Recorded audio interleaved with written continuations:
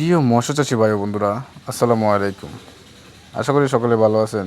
আপনার স্ক্রিনে যে মাছগুলো দেখতে পাচ্ছেন, এগুলো হলো থাই পাঙ্গাস মাছের পোনা।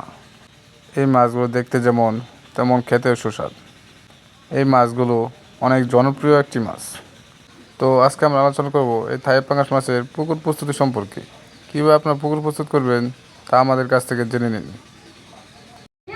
কীভাবে পুকুর প্রস্তুত করবেন?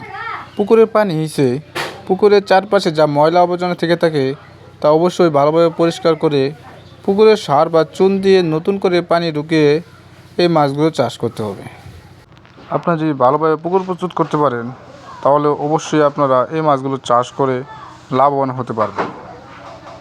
এই থাই পাঙ্গাস মাছ কীভাবে চাষ করবেন, কীভাবে চাষ করলে লাভবান হতে পারবেন, থাই পাঙ্গাস মাছ চাষ করার জন্য কীভাবে পুকুর প্রস্তুত করবেন বা এই মাছের রোগবালাই হলে কী করণীয় তা সকল পরামর্শ দিয়ে থাকি আমরা। আপনি যদি চান তাহলে আমাদের কাছ থেকে পরামর্শ নিয়ে এই মাছগুলো চাষ করতে শুরু করতে পারেন।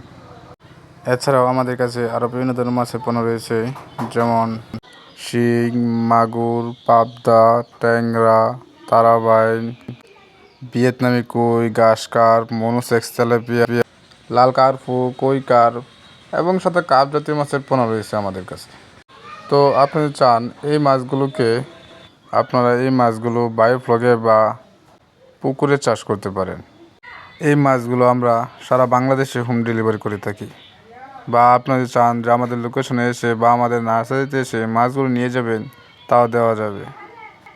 তো যদি কেউ এই মাছগুলো চাষ করতে ইচ্ছুক বা চাষ করতে চান, তারা স্ক্রিনে দেওয়া নম্বরে যোগাযোগ করে মাছগুলো সংগ্রহ করতে পারেন। আসসালামু আলাইকুম, ভালো থাকবেন।